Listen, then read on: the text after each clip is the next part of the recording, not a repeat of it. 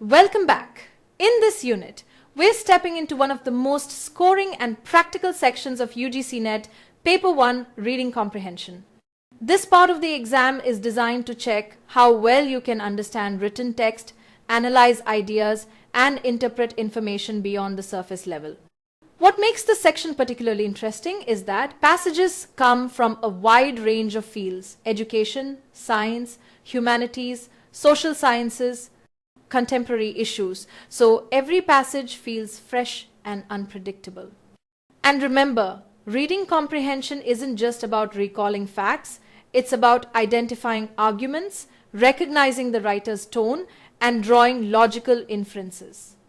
This chapter will guide you through the different kinds of questions you'll face and the strategies you can use to approach them confidently. As we begin exploring the different question types, the first one we encounter is main idea-based questions.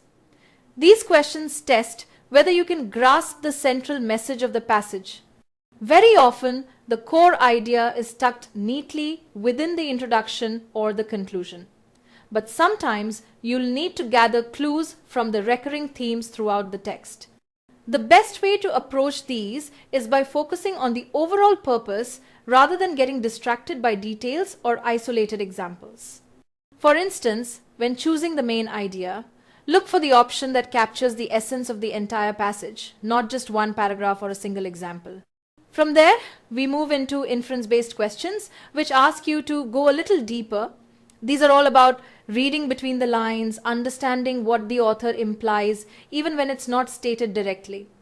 The key to answering these questions is to rely on logical cues provided within the passage, without jumping to extreme conclusions or assumptions that the text doesn't support. You'll often find that incorrect options tend to exaggerate or introduce completely new ideas, while the correct inference stays grounded in what the author has already suggested. Next, we transition to fact-based or detail-based questions, which are much more straightforward. These questions want you to pick out specific information from the passage. The trick here is to scan for keywords, go back to the exact sentence, and double-check the context. One common trap is that some options may look similar to what you read, but twist the meaning just slightly. So for detail-based questions, your job is simple. Stick strictly to what the passage says, not what you think it means. A little further along, we encounter tone and style-based questions, a favorite in many competitive exams. These questions explore the author's attitude or emotional stance. Is the tone critical, optimistic, neutral, sarcastic, or persuasive? The best way to recognize tone is by noticing the choice of words.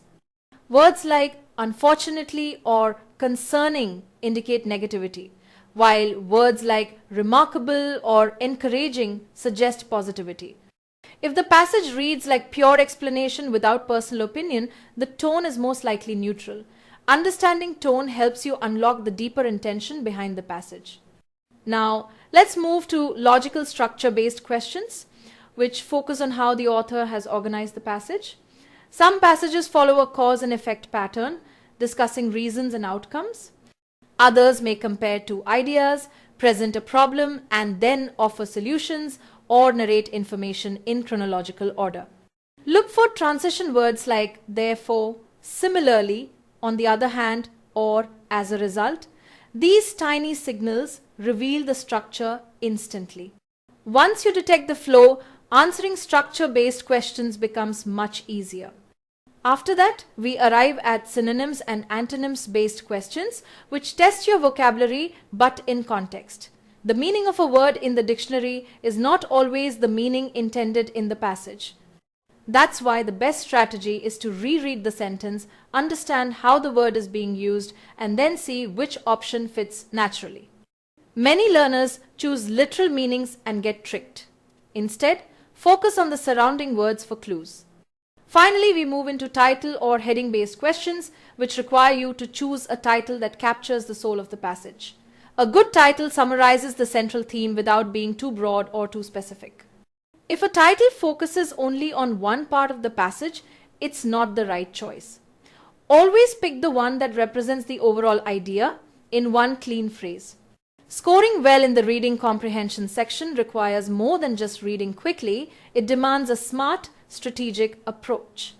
Many aspirants struggle because they either spend too much time on a single passage or misinterpret what the question actually asks. So in this part, let's break down some practical strategies that will help you tackle passages with far more confidence and accuracy. We begin with one of the most important habits, skimming the passage before diving into the questions. When you skim, your goal isn't to understand every detail, but to grasp the overall theme, the structure, and the writer's direction.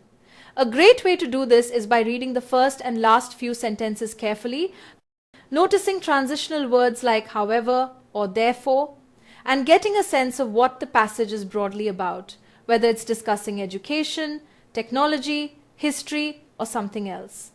This quick overview gives you a mental map, and that map becomes incredibly useful later when you need to locate specific answers fast. It saves time, reduces unnecessary rereading, and helps you avoid feeling lost in long passages. Once you move to the questions, the next big technique is to identify keywords. Every question, no matter how long, has one or two anchor words that guide you to the exact part of the passage where the answer lies. These keywords may be names, dates, events, numbers, technical terms, or even emotional phrases indicating the author's opinion. Recognizing these keywords instantly narrows your search and prevents confusion. Instead of rereading the entire passage, you simply scan for the key term and check the surrounding sentences for the correct answer. After locating the relevant section, your next task is to eliminate wrong options. This is where many candidates lose marks because options can be intentionally misleading. The easiest way to eliminate incorrect choices is to watch for extreme statements, such as options that include words like always, never, or completely. These are rarely correct. Also avoid options that introduce new information not mentioned in the passage or those that contradict the passage entirely. Some choices may also be too narrow or too broad, covering either too little or too much of what the passage says. By steadily ruling out these traps, you increase your chances of selecting the correct answer even if you're unsure. As you continue, you'll notice that some questions require you to go deeper and understand the author's tone. Recognizing tone helps you answer inference-based questions more accurately. The tone could be neutral, optimistic, pessimistic, critical, persuasive, or even sarcastic. The key is to focus on the author's choice of words. If the passage lists facts without bias, the tone is neutral. If the language expresses hope or doubt, that tone becomes optimistic or pessimistic. And if the author points out flaws or weaknesses, then the tone is clearly critical.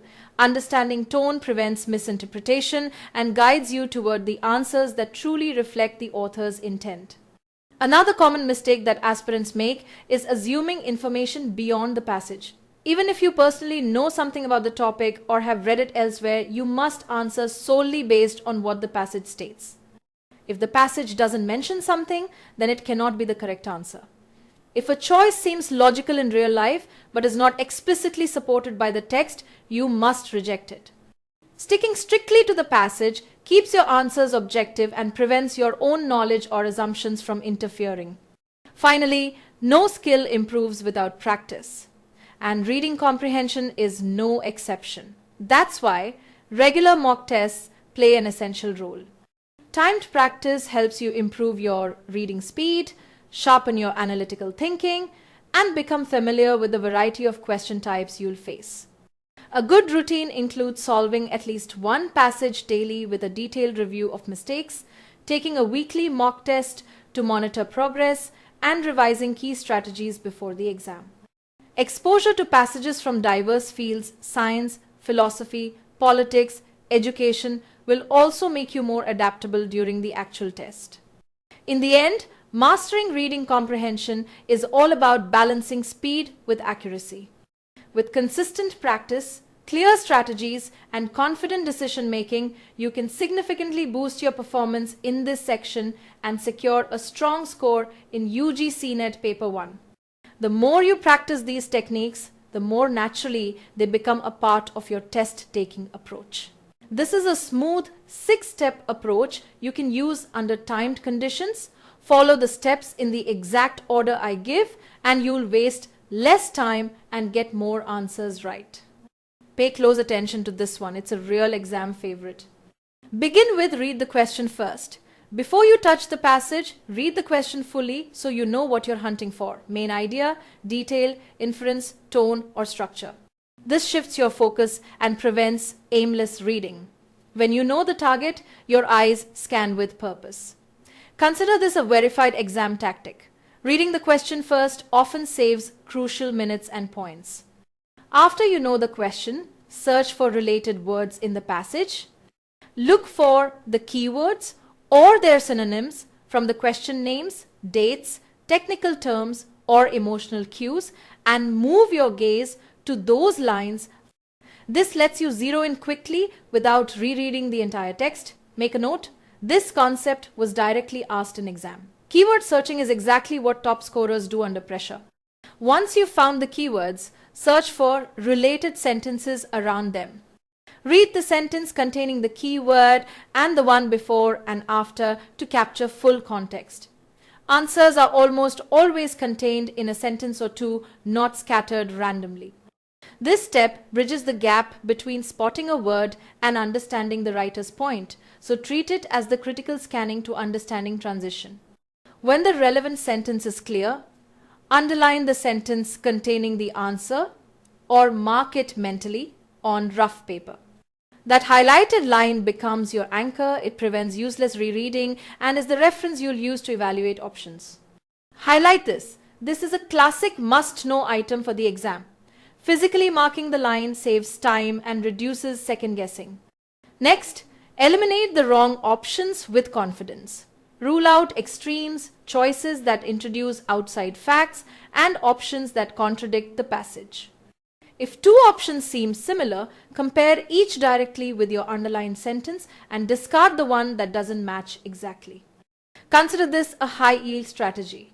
Examiners often design distractors that sound tempting but fall apart under this test. Finally, select the correct answer based strictly on the passage. Reread your underlined sentence to confirm the chosen option fully matches it. Avoid bringing in outside knowledge, and if two answers still seem close, pick the one that best covers the passage's intent.